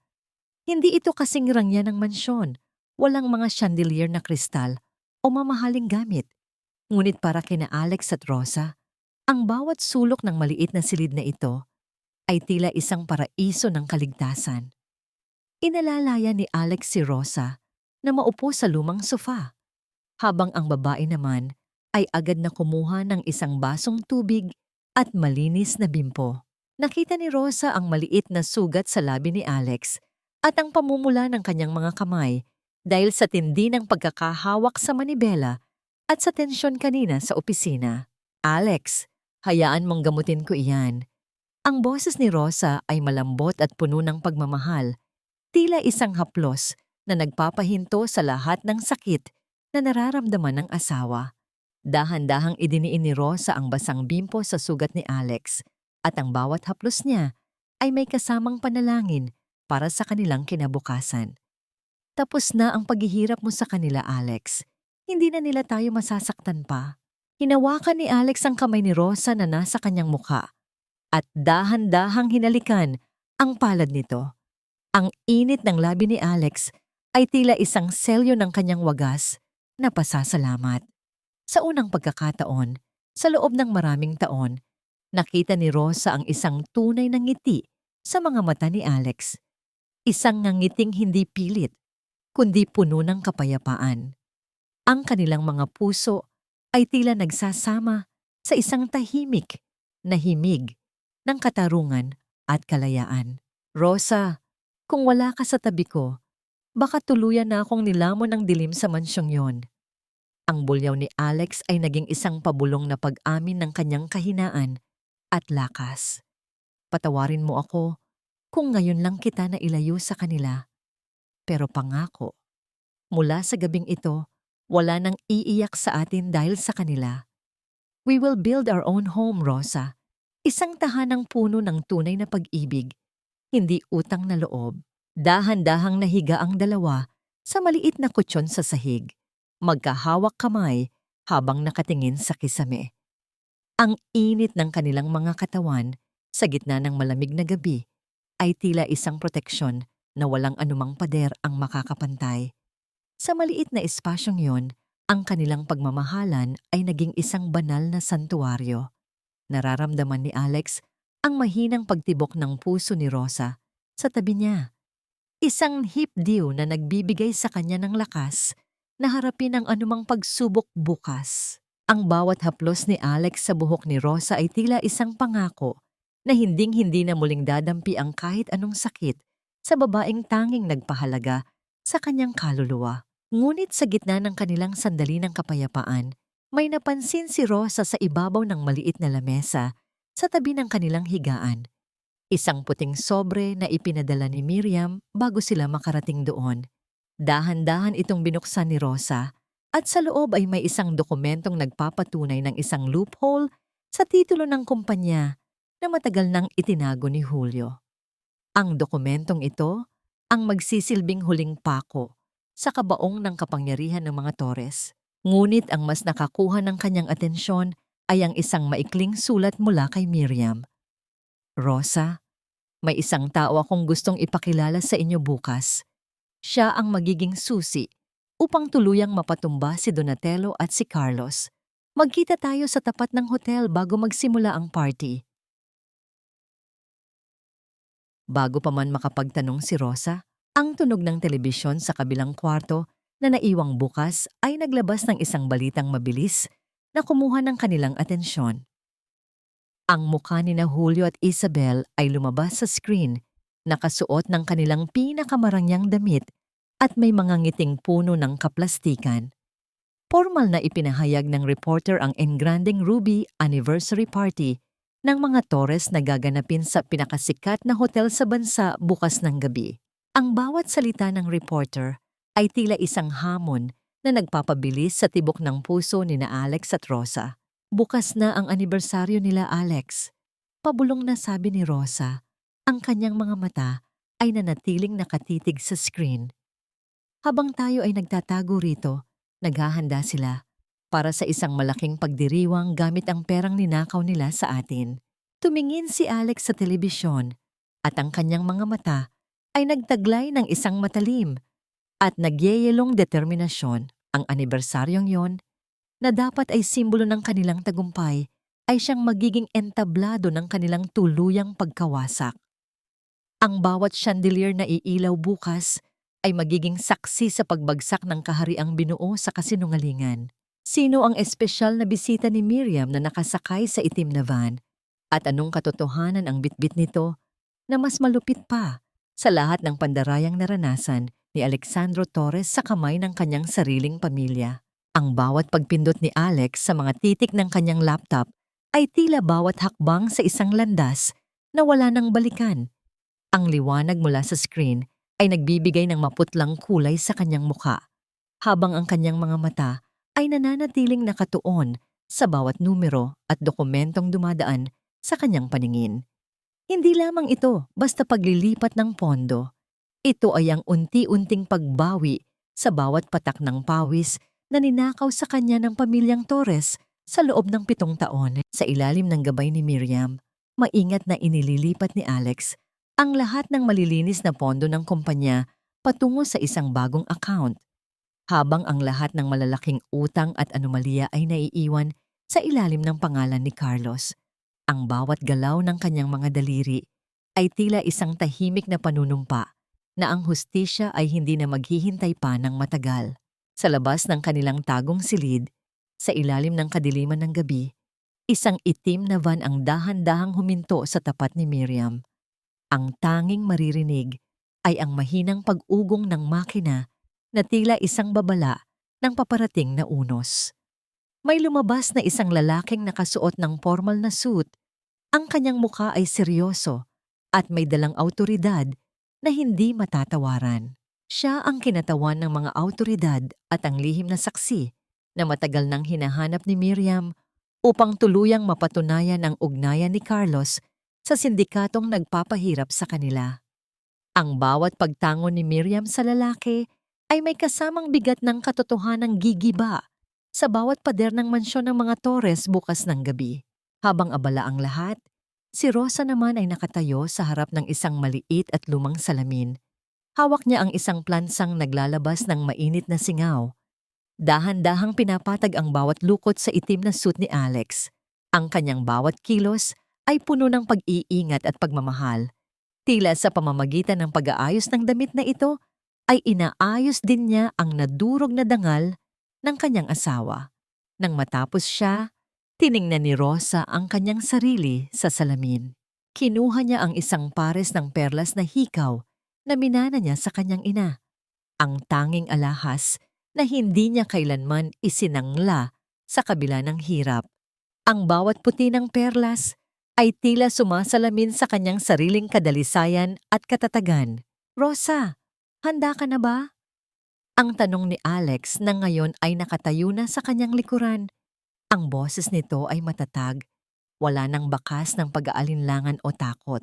Dahan-dahang isinuot ni Rosa ang mga hikaw, ang kanyang mga mata ay nagtataglay na ng isang uri ng ningning na hindi kayang pantayan ng anumang diamante sa mansyon. Handa na ako, Alex. Hindi na ako ang Rosa na tinitingnan nila nang mula ulo hanggang paa na parang dumi. Bukas, titingnan nila tayo dahil wala na silang ibang pagpipilian kundi harapin ang katotohanan. Lumapit si Alex at ipinatong ang kanyang mga kamay sa balikat ni Rosa. Ang init ng kanyang palad ay tila isang proteksyon na nagbibigay ng lakas sa babae. Ang kanilang mga mata ay nagtagpo sa salamin at sa sandaling iyon, ang lahat ng pait ng nakaraan ay tila nagiging mitya ng kanilang determinasyon. Ang bawat haplos, ang bawat hininga, at ang bawat segundong lumilipas ay tila isang paghahanda para sa isang giyerang hindi gagamitan ng dahas, kundi ng katotohanang dudurog sa lahat ng kasinungalingan. Samantala, sa pinaka-enegrandeng hotel sa lungsod, nagsimula nang dumating ang mga bisita para sa ruby anniversary ni na Julio at Isabel. Ang ballroom ay balot ng ginto at kristal. Ang bawat mesa ay puno ng mamahaling pagkain at inumin. Nakasuot si Isabel ng isang kwintas na gawa sa diamante. Isang alahas na binili gamit ang perang dapat ay para sa pangarap ni na Alex at Rosa. Ang bawat halakhak ni na Julio at Carlos habang nakikipag-usap sa mga elitistang bisita ay tila isang pagdiriwang sa kanilang akalang tagumpay sa panlilinlang. Ang bawat paguntog ng mga kristal na baso sa isa't isa ay naglalabas ng tunog na tila isang huling hudyat bago ang pagbagsak. Hindi nila alam, sa labas ng hotel, ang itim na sasakyan ni na Alex at Rosa ay dahan-dahan nang lumalapit. Ang bawat pag-ikot ng gulong ay tila isang paglapit ng tadhana sa kanilang mga pintuan. Ang anibersaryong ito na dapat ay simbolo ng kanilang kapangyarihan ay siyang magiging huling piging ng mga buwitre bago sila tuluyang lamunin ng sarili nilang kadiliman. Sino ang espesyal na bisitang kasama ni Miriam na nasa loob ng hotel? At paano tatanggapin ni na Julio at Isabel ang katotohanang ang kanilang pinakapaboritong anak ang siyang maghuhulog sa kanila sa hukay ng kahihiyan sa harap ng lahat ng kanilang mga kakilala? Ang bawat diamanteng nakapalibot sa leeg ni Isabel ay tila nagniningning sa ilalim ng dambuhalang chandelier ng hotel ballroom, isang marangyang pagpapakitang tao na binuo sa ibabaw ng mga pangarap na kanilang winasak. Nakatayo si Isabel sa gitna ng entablado, hawak ang isang kristal na baso ng champagne, habang ang bawat salitang lumalabas sa kanyang bibig ay puno ng tamis na tila lason na binalot ng asukal. Ang bawat panauhin na nakasuot ng kanilang pinakamamahaling hiyas at kasuotan ay nakikinig ng may paghanga sa kanyang bawat pangungusap tungkol sa katapatan at pagmamahal sa pamilya. Ang pamilya ang pinakamahalagang kayamanan na maipapamana natin. Ang boses ni Isabel ay gumaralgal ng bahagya, isang masining na pagganap ng isang inang tila puno ng damdamin. Sina Julio at ang aming mga anak ang naging haligi ng lahat ng tagumpay na tinatamasa namin ngayon. Sa bawat unos, nanatili kaming buo dahil sa tiwala at pagmamahalan na walang halong pag-aalinlangan. Ang bawat halakhak ng mga bisita pagkatapos ng kanyang speech ay tila isang pag-untog ng mga kristal na baso sa hangin. Isang tunog ng selebrasyon sa gitna ng isang malaking kasinungalingan. Ngunit ang katahimikan ng bulwagan ay biglang bumasag ng dahan-dahang bumukas ang malalaking pintuan sa dulo ng ballroom. Ang lahat ng mata ay lumingon at ang mga bulong ay tila isang mabilis na agos ng tubig na dumaan sa buong silid. Pumasok sina Alexandro at Rosa, nakataas ang noo at may dalang dignidad na hindi kayang bilhin ng kahit anong yaman sa loob ng kwartong iyon. Si Alex ay nakasuot ng kanyang itim na suit na maayos na naplansa, habang si Rosa ay tila isang reyna sa kanyang simpleng kasuotan. Suot ang mga perlas na hikaw na sumasalamin sa liwanag ng silid. Mabilis na lumapit si Stella sa kanila. Ang kanyang mukha ay punong-puno ng pagkasuklam habang pinagmamasdan ang kanyang hipag. "How dare you show your faces here? Akala ko ba ay nag-iimpake na kayo para sa kalsada? This is a private event for the elite, hindi para sa mga pulubing tulad nyo." Ang pabulong na asik ni Stella, tila isang ahas na naglalabas ng kamandag. Sinubukan niyang ipahiya si Rosa sa harap ng kanyang mga kaibigan sa pamamagitan ng isang mapang insultong biro tungkol sa kanilang kahirapan. Ngunit sa unang pagkakataon, hindi yumukod si Rosa. Sa halip, dahan-dahan siyang ngumiti kay Stella. Isang kalmado at makahulugang ngiti na tila nagsasabing alam na niya ang lahat ng lihim sa likod ng marangyang maskara nito. Ang katahimikan ni Rosa ay naging mas malakas pa sa anumang sigaw, dahilan upang mamutla ang mukha ni Stella at mawalan ng salita. Nilagpasan lamang nila ito na parang hangin, patungo sa gitna ng entablado. Naglakad si Alex patungo sa podium. Ang bawat hakbang niya sa makinis na carpet ay tila isang pagputol sa bawat tanikalang naggapos sa kanya sa loob ng maraming taon. Kinuha niya ang mikropono mula sa kamay ng isang gulat na MC. Ang buong ballroom ay nabalot ng isang nakakabinging katahimikan. Tila ang bawat hininga ng mga bisita ay napatid sa tindi ng tensyon. Tumingin si Alex kay Julio na nakaupo sa harap. Ang kanyang mga mata ay walang bakas ng takot. "Nandito ako ngayong gabi, hindi para makisaya sa anibersaryong ito, kundi para ipahayag ang aking formal na pagbitiw sa kumpanya at ang tuluyang pagputol ng aking ugnayan sa pamilyang Torres." Ang boses ni Alex ay umalingaw-ngaw sa buong bulwagan, matatag at puno ng awtoridad na tila isang huling hatol. 7 taon kong ibinigay ang aking buhay sa pamilyang ito dahil sa utang na loob. Pero ngayong gabi, ang utang na yon ay bayad na. Binabayaran ko ang aking kalayaan gamit ang katotohanang matagal nyo nang itinago sa dilim. Ang boses ni Alex ay tila isang kidlat na tumama sa gitna ng pagdiriwang. Namula ang mukha ni Julio sa tindi ng galit, habang si Isabel ay tila estatwang hindi na makagalaw sa kanyang kinatatayuan. Sa likod ng ballroom, tahimik na isinasara ni Miriam ang lahat ng malalaking pinto. Ang tunog ng pagpihit ng mga kandado ay tila isang hudyat na wala nang makakalabas pa hanggat hindi natatapos ang lahat. Biglang namatay ang lahat ng malalaking ilaw sa loob ng ballroom at ang tanging liwanag na natira ay ang malaking projector screen sa likod ni Alex. Sa isang iglap, ang imahe ng asul na ledger at ang mga malilinaw na dokumento ng money laundering na may mukha ni Carlos ay lumabas sa screen, kasama ang mga transaksyong ginawa nito sa madidilim na lugar. Ang bawat panauhin ay napasinghap, ang mga bulong ay naging mga sigaw ng pagkagulat, habang ang bawat lihim ng pamilya Torres ay unti-unting inilalantad sa harap ng lahat. Ang selebrasyong ito na dapat ay simbolo ng kanilang kapangyarihan ay naging isang pampublikong paglilitis.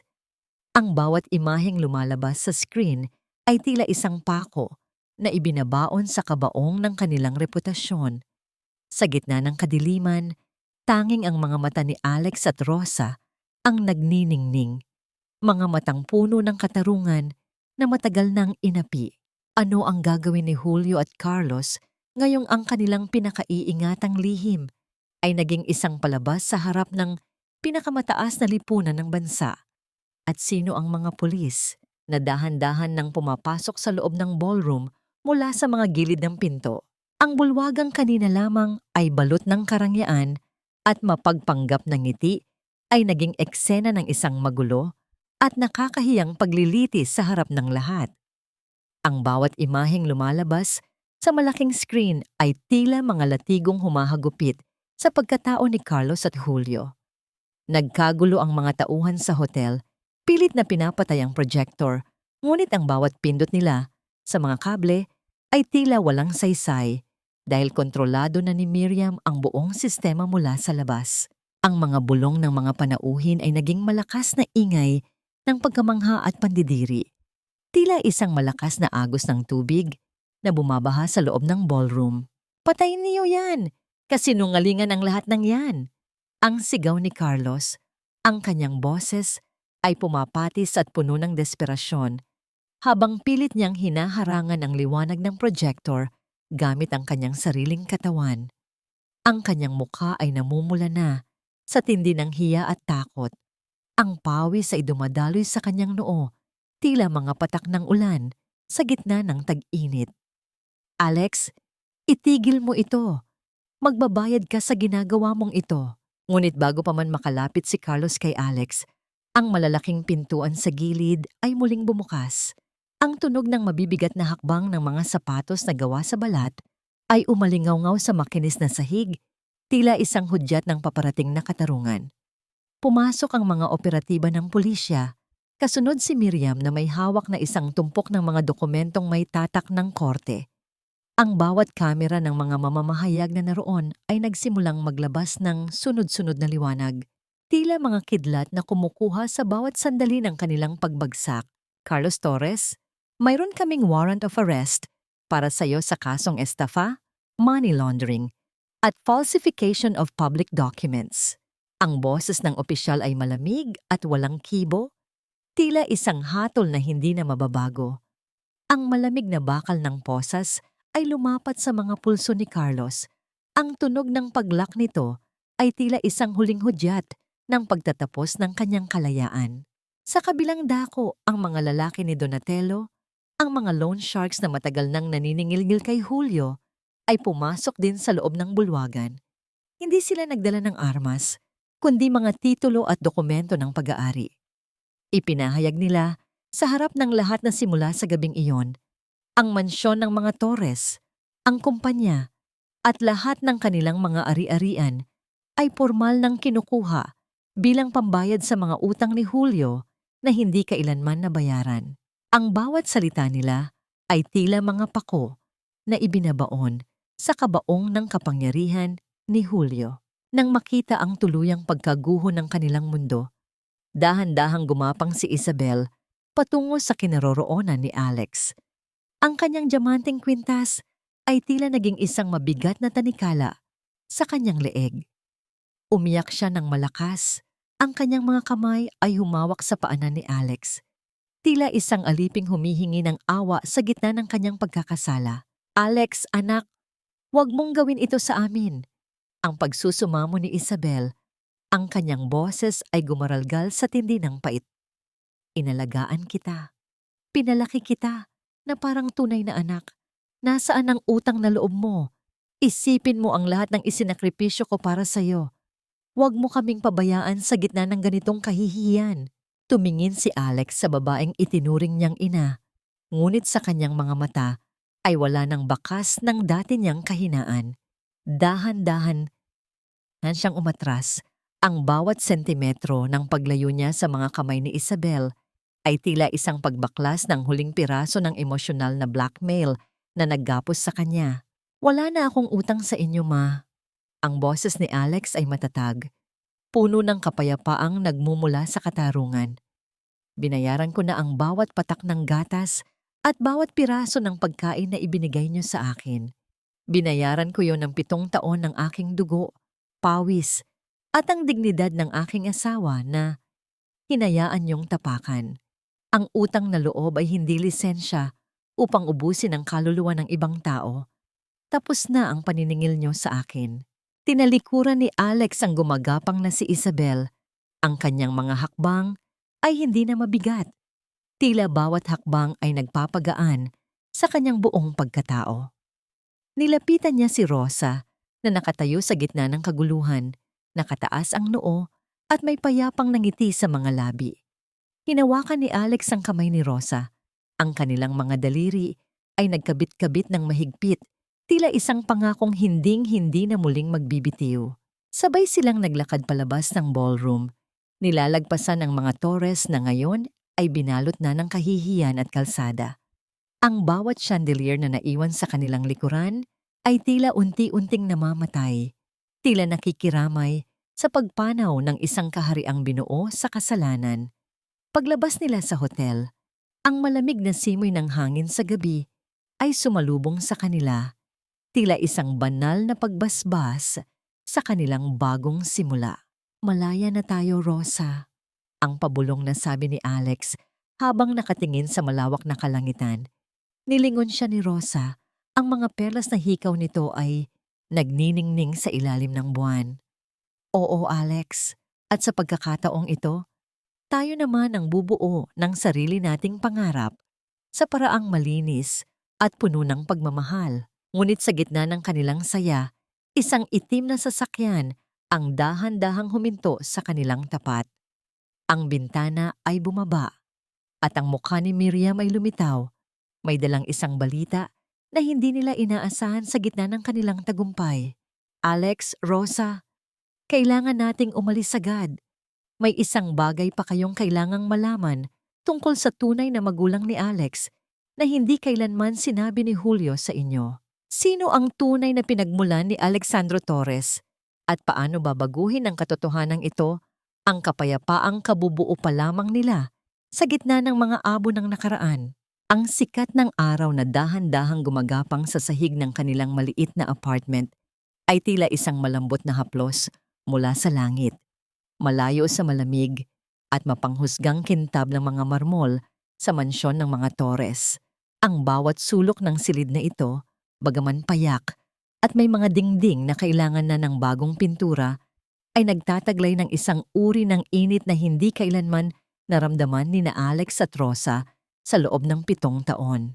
Ang amoy ng bagong saing na kanin at ang bango ng barakong kape na nagmumula sa kusina ay tila isang banal na insenso na nagpapahiwatig ng kanilang bagong simula. Sa loob ng maliit na espasyong ito, ang katahimikan ay hindi na nakabibingi. Ito ay naging isang himig ng kapayapaan at kalayaan. Nakatayo si Alex sa harap ng bintana, pinagmamasdan ang buhay na nagpapatuloy sa labas. Hawak niya ang kanyang telepono kung saan nabasa niya ang mga huling balita mula kay Miriam. Ang kumpanya ng mga Torres ay tuluyan ng idineklara sa bangkarote at ang kanilang mga ari-arian ay isa-isang kinuha ng mga kinatawan ni Donatello. Nabalitaan din nila na si Carlos ay formal na ring nagsimula ng kanyang sentensya sa loob ng kulungan, habang sina Stella at Isabel ay nakatira na ngayon sa isang masikip at maruming bahagi ng lungsod, malayo sa luhong kanilang nakasanayan. Wala nang marangyang diamante o designer bags. Tanging ang pait ng kanilang sariling mga desisyon ang naiwan sa kanila. Nararamdaman ni Alex ang isang malalim na bugso ng damdamin sa kanyang dibdib. Hindi siya nagdiriwang sa kasawian ng iba, ngunit hindi rin siya nakakaramdam ng anumang guilt.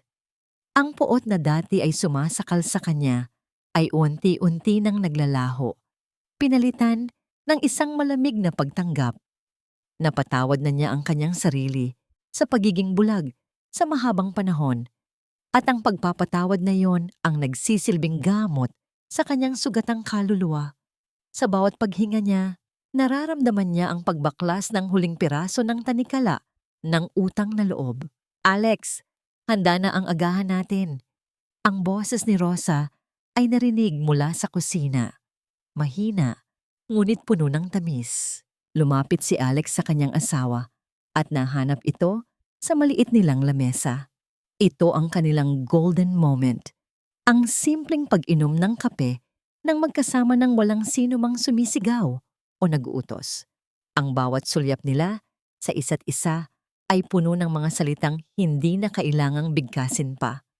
Sa gitna ng kanilang pagkukwentuhan, biglang napatigil si Rosa. Namutla ang kanyang muka at dahan-dahan niyang binitiwan ang hawak na tinidor.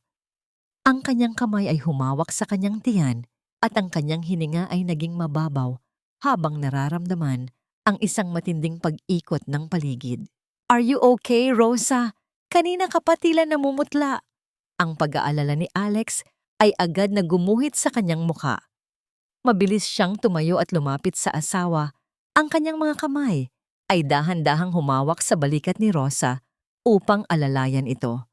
Gusto mo bang dumaan tayo sa doktor? Baka dahil lamang ito sa pagod sa lahat ng nangyari nitong mga nakaraang araw. Ngumiti si Rosa ng bahagya, ngunit ang kanyang mga mata ay nagtataglay ng isang uri ng ningning na tila may lihim na itinatago. I'm okay, Alex. Siguro nga ay kailangan ko lang ng kaunting pahinga. Huwag ka nang mag-alala. Malakas ako dahil nasa tabi kita. Inasikaso ni Alex ang asawa ng may labis na pag-iingat. Tila isang mamahaling kristal na ayaw niyang mabasag. Inalalayan niya itong mahiga sa kanilang kama at dinalhan ng maligamgam na tubig.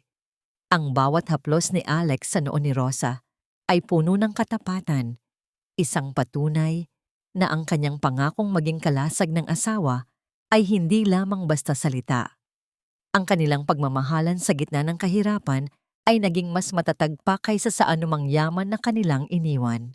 Makalipas ang ilang sandali, habang si Alex ay abala sa pagliligpit sa kusina, dahan-dahang tumayo si Rosa at pumasok sa loob ng banyo. Ang katahimikan sa loob ng maliit na silid ay naging kasing talim ng isang katanungang matagal na niyang gustong sagutin. Nanginginig ang kanyang mga daliri habang kinukuha ang isang maliit na plastic stick mula sa kanyang bulsa, isang bagay na binili niya bago pa man sila lumipat sa apartment na ito. Ang bawat segundong lumilipas habang hinihintay ang resulta ay tila isang habang buhay na panalangin. Nang dahan-dahang lumabas ang resulta, ang mga luha ay hindi na mapigilang pumatak sa mga pisngi ni Rosa. Ang bawat hikbi niya ay hindi na dahil sa sakit, kundi dahil sa isang kaligayahan na tila sumasabog sa kanyang buong pagkatao. Dahan-dahan siyang lumabas mula sa banyo, ang kanyang mga hakbang ay tila lumulutang sa hangin. Nakita niya si Alex na nakatayo malapit sa bintana, tila malalim ang iniisip. Lumapit si Rosa at dahan-dahang iniharap ang asawa sa kanya. Nang walang anumang salita, ipinakita niya kay Alex ang maliit na stick na hawak niya. 2 pulang linya ang malinaw na nakaguhit doon. Isang himalang hindi nila inaasahan sa gitna ng kanilang paglalakbay mula sa abo. Ang mga mata ni Alex ay nanlaki at ang kanyang bibig ay dahan-dahang bumukas sa matinding pagkagulat na nauwi sa isang malakas na pagyakap kay Rosa. Ang bawat patak ng luha ni Alex na dumadampi sa balikat ni Rosa ay tila isang banal na paglilinis sa lahat ng kanilang pinagdaanan. Sa loob ng maliit na silid na yon, ang pangarap na itinapon ni na Isabel at Carlos ay muling nabuhay, mas matatag at mas makabuluhan. Magiging magulang na tayo, Alex. Sa wakas, magkakaroon na tayo ng sariling pamilya. Ang pabulong na sabi ni Rosa sa gitna ng kanyang mga luha. Niyakap sila ng katahimikan ng umaga. Isang katahimikang puno ng himala at bagong pag-asa. Ngunit sa likod ng kanilang kaligayahan, ang misteryong nabanggit ni Miriam tungkol sa tunay na pinagmulan ni Alex ay nananatiling nakabitin sa hangin. Sino nga ba ang tunay na nagmamay-ari ng dugong nananalatay sa mga ugat ni Alexandro at paano nito babaguhin ang tahimik na buhay na sinisimulan na nilang buuin? Lumipas ang 3 taon na tila isang dahan-dahang pag-agos ng malinis na sapa. Tinatangay ang bawat latak ng pait at dumi ng nakaraan. Ang sikat ng araw sa hapong iyon ay may dalang gintong kulay na dumidampi sa mga talulot ng mga bulaklak sa hardin ng isang payak ngunit magandang tahanan sa labas ng lungsod. Ang bawat halaman dito ay itinanim ni na Alex at Rosa ng may pag-asa, at ang bawat sulok ng bahay na ito ay hindi binuo sa pamamagitan ng utang na loob, kundi ng tunay na pagmamahalan at paggalang. Isang maliit na batang babae na may mga matang kasing ningning ng mga bituin at tawang, tila isang matamis na himig ng katarungan, ang mabilis na tumatakbo sa damuhan. Siya si Laya, ang bunga ng kanilang himala, ang batang simbolo ng kanilang kalayaan. Ang bawat hakbang ng maliliit niyang paa sa malambot na damo ay tila isang pagdiriwang sa bawat hirap na pinagdaanan ng kanyang mga magulang. Pinagmamasdan siya ni Rosa mula sa beranda. Ang kanyang mukha ay wala ng bakas ng pagod o takot. Tanging ang kapayapaan ng isang inang nakahanap na ng kanyang tunay na santuwaryo. Lumapit si Alex kay Rosa at dahan-dahang ipinatong ang kanyang mga kamay sa balikat ng asawa. Ang init ng kanyang palad ay nananatiling kasing tapat ng dati. Sa sandaling iyon, ang tunog ng isang sasakyang dahan-dahang humihinto sa tapat ng kanilang gate ay kumuha ng kanilang atensyon. Ang pagbukas ng pinto ng sasakyan ay sinundan ng pagpasok ni Miriam na may dalang isang itim na folder at isang banayad na ngiti. Alex, Rosa, may dala akong balita. Ang boses ni Miriam ay mahina, ngunit puno ng seryosong paggalang. Pumanaw na si Julio kaninang madaling araw sa pampublikong ospital. Bago siya nawala, ipinagtapat niya ang lahat. Hindi kanya basta pinulot sa kalsada, Alex. Ang totoo, ang iyong tunay na ina ay ang kanyang malayong pinsan na pinagkatiwala ang lahat ng kanyang munting kayamanan sa kanya bago siya pumanaw sa isang aksidente. Ninakaw ni Julio ang iyong pagkakakilanlan at ang lupang kinalalagyan niyo ngayon upang palaguin ang kumpanya niya. Itong bahay na binuo niyo, sa totoo lang, ay sayo talaga simula't simula pa. Naramdaman ni Alex ang isang malamig na panginginig na dumaan sa kanyang buong pagkatao. Ang bawat panunumbat ni Julio tungkol sa pagiging ampon at utang na loob ay isa palang malaking panlilinlang upang itago ang sarili nitong pagnanakaw. Ngunit sa halip na puot, isang malalim na awa ang naramdaman ni Alex para sa matandang lalaki na namatay na walang ibang kasama kundi ang sarili nitong kasakiman. Alex, are you okay? Ang tanong ni Rosa. Ang kanyang mga mata ay puno ng pag-aalala habang hinahawakan ng kamay ng asawa. Huminga ng malalim si Alex. Ang kanyang paningin ay nakatuon sa kanyang anak na ngayon ay masayang naglalaro. I'm okay, Rosa. Wala na ang galit. Nakapagpatawad na ako. Hindi dahil nararapat silang patawarin, kundi dahil nararapat tayong mamuhay ng may kapayapaan. Ang katotohanan ito ay hindi na magbabago sa kung sino ako ngayon. I am your husband and I am Laya's father. Iyon lang ang mahalaga. Ang katahimikan sa kanilang hardin ay naging kasing tamis ng amoy ng mga bulaklak sa paligid. Ang bawat haplos ng hangin ay tila isang banal na pagbasbas sa kanilang bagong simula. Nabatid din nila mula kay Miriam na si Isabel at Stella ay patuloy na naghihirap sa kanilang sitwasyon. Isang buhay na kailangan nilang harapin bilang kabayaran sa bawat kasalanang kanilang itinanim. Ang karma ay hindi laging mabilis, ngunit ito ay laging tumpak. Sa huling sandali ng hapong yon, naupo ang tatlo sa ilalim ng isang malaking puno ng mangga. Ang pagsasama ng kanilang mga hininga at ang mahigpit na pagkakahawak ng kanilang mga kamay ay tila isang pangakong hinding-hindi na muling mababasag. Wala nang tanikala ng utang na loob na sasakal sa kanila.